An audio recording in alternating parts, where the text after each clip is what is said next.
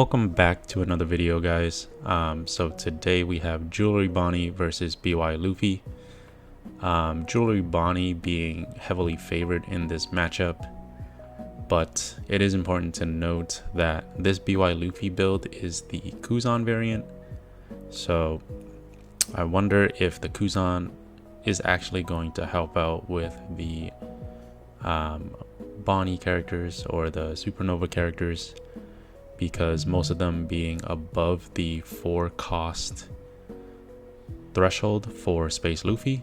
BY Luffy has a tough time getting rid of them otherwise. So starting off the match here, looks like BY Luffy got the first turn, and so first couple turns just looks like them passing it back to each other. BY Luffy swinging in for 8, that connects, bringing Bonney down to 4 life. 4 Dawn turn here. I think if he had the Arouge, he would just instant drop it, but my guess is that he doesn't have it, so opts to swing in for 8 here, and then leaving 1 Dawn up for the leader ability in case it comes in handy. It didn't really matter too much here, but not sure if leaving that 1 up is too valuable here. But BY Luffy dropping the 5 cost Luffy, being able to rip a life and draw 1 card. Now the Luffy is pumped up to 8. Pretty good spot for BY Luffy here. That Luffy being a tough card to handle just because 8k body. It's always really hard to swing into. I'm not really sure Bonney cares too much because 1 8k swing per turn doesn't feel too threatening on the Bonney side. So going into BY Luffy's 7 Dawn turn here. Let's see if he picked up any Kuzans. He actually hasn't played anything out of the standard build yet. Probably just hasn't drawn them, but with 7 Dawn up and Cavendish active, it's kind of dangerous to be too aggressive with the Luffy effect ripping life, just because Cavendish being able to restand 2 every time he attacks makes it really hard to be greedy with your life. So I do see a Flampe at the top of BY Luffy's hand here. He actually opts to swing with a 6k swing. I think he was just scared of the crackback of Cavendish being able to restand so much that he decides to play it safe here.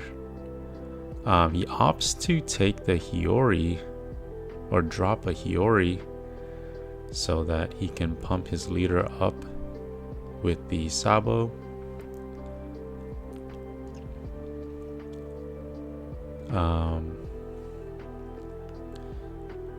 Probably okay, nice. He cycles out 2 Space Luffy's out of his hand as well.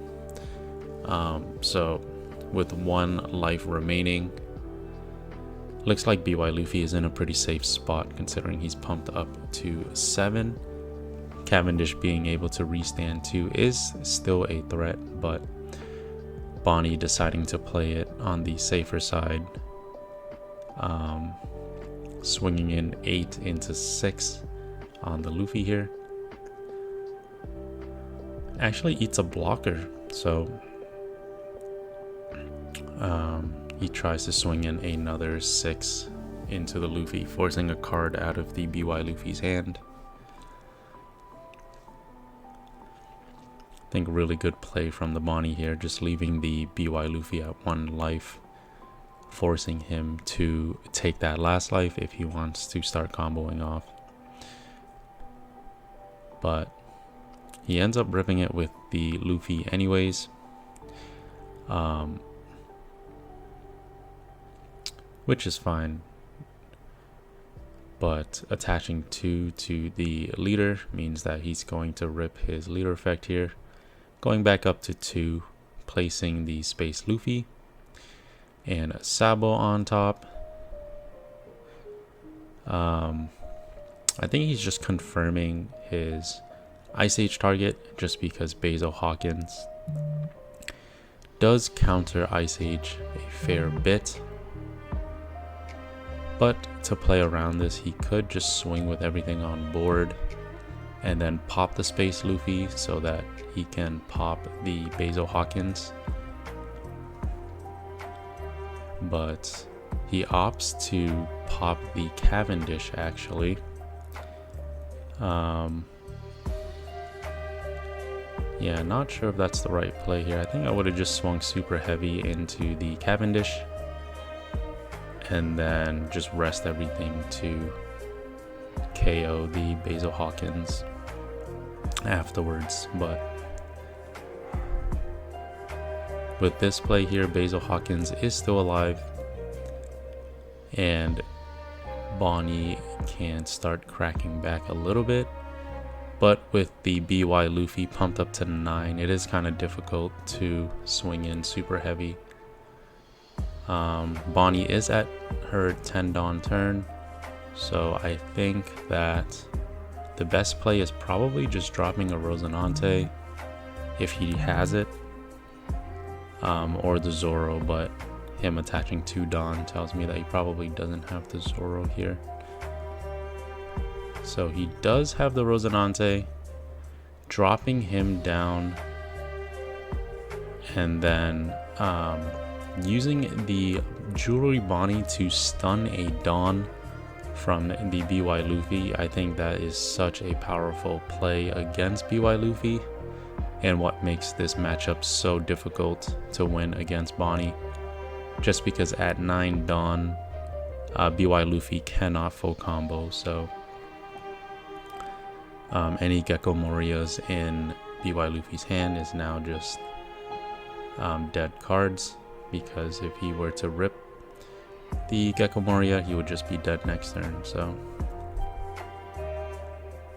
he decides to swing in super heavy here. I believe he's targeting the Basil Hawkins here, so 10 into 7.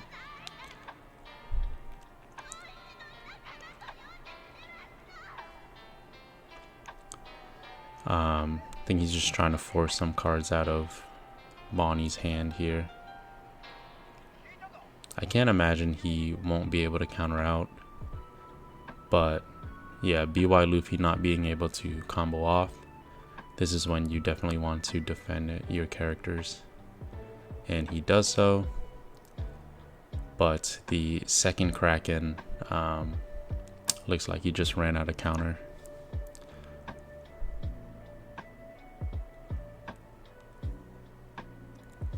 So here, I think the only thing left for the BY Luffy player to do is to try to heal up and survive next turn. But to be honest, Bonney still looks like she's in a very commanding spot here. BY Luffy actually ditching a Flampe. Hopefully he has enough counter in hand, just because if Hody Jones comes down, it's really hard to counter out of 4 swings coming your way with your leader not even pumped up to anything.